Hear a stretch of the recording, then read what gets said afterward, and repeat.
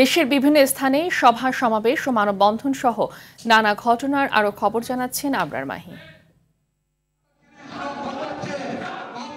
আগামী জাতীয় সংসদ নির্বাচনকে সফল করার লক্ষ্যে বরিশাল ৫ আসনের বিএনপি মনোনীত প্রার্থী অ্যাডভোকেট মুজিবুর রহমান সরওয়ারের সাথে জেলা ও মহানগর বিএনপির নেতাকর্মীদের মতবিনিময় অনুষ্ঠিত হয়েছে। অশ্বিনী কুমার হলে এ মতবিনিময় অনুষ্ঠিত হয়। দলীয় মনোনয়নের পর কয়েক হাজার নেতাকর্মী নিয়ে নির্বাচনী এলাকা ভোলায় শোডাউন করেছেন ভোলা ১ আসনের বিএনপির প্রার্থী ও জেলা বিএনপির আহ্বায়ক গোলাম নবী আলমগীর। বরিশালে বিভিন্ন দাবিতে প্রতিবাদ সমাবেশ করেছে বাংলাদেশ ট্রেড ইউনিয়ন কেন্দ্র বরিশাল জেলা কমিটি। নগরীর অশ্বিনী কুমার হলের সামনের সড়কে প্রতিবাদ সমাবেশে সভাপতিত্ব করেন বরিশাল জেলা কমিটির সভাপতি অ্যাডভোকেট একে আজাদ।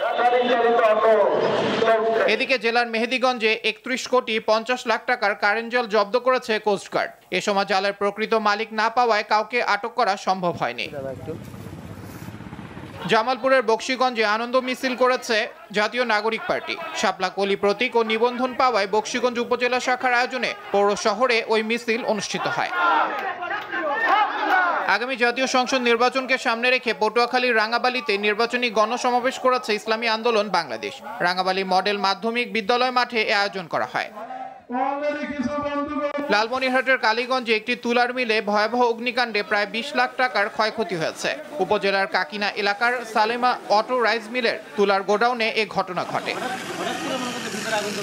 সাভার উপজেলা স্বাস্থ্য কমপ্লেক্সে অভিযান চালিয়েছে দুর্নীতি দমন কমিশন দুদকের একটি টিম। অভিযানে স্বাস্থ্য কমপ্লেক্সে দায়িত্বরতদের নানা অনিয়ম, কর্মস্থলে অনুপস্থিত এবং অস্বাস্থ্যকর পরিবেশ সহ বেশ কিছু অনিয়মের প্রমাণ পেয়েছে দুদক।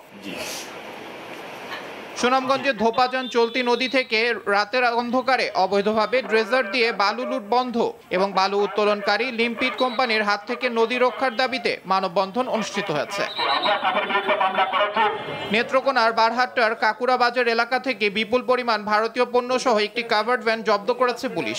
এ ঘটনায় কাভার্ড ভ্যান চালক ইব্রাহিম ও তার সহকারী সাব্বিরকে আটক করা হয়েছে। টাঙ্গাইলের পৌর এলাকায় মুগ ডালের নামে রং মিশ্রিত মঠ ডাল বিক্রির অভিযোগে দুই প্রতিষ্ঠানকে ১ লাখ টাকা ও সখীপুরে নিষিদ্ধ প্রসাধনী সামগ্রী বিক্রির অভিযোগে এক দোকান মালিককে ১ লাখ টাকা জরিমানা করেছে ভোক্তা অধিকার সংরক্ষণ অধিদপ্তর। ১ কোটি ২৫ লাখ টাকা ভাড়া বকেয়া থাকায় টাঙ্গাইলের এলেঙ্গা রিসোর্ট সিলগালা করেছে বাংলাদেশ সেতু কর্তৃপক্ষ। যমুনা সেতু সাইট অফিসের ভ্রমণ বিভাগের অতিরিক্ত পরিচালক মোহাম্মদ হাবিবুর রহমানের নেতৃত্বে এ উচ্ছেদ অভিযান পরিচালনা করা হয়।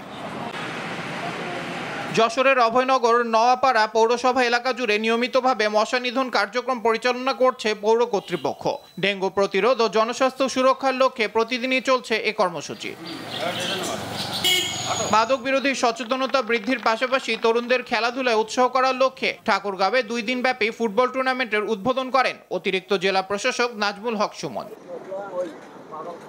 মেহেরপুর সদর উপজেলা গোল্ড কাপ ফাইনালে ট্রাইব্রেকারে ৫-৩ গোলে আমঝুপি ইউনিয়ন ফুটবল দলকে হারিয়ে চ্যাম্পিয়ন হয়েছে শ্যামপুর ইউনিয়ন ফুটবল দল।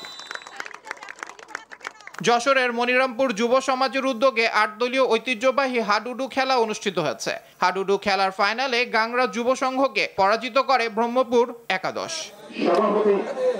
আবরার মাহি, RTV।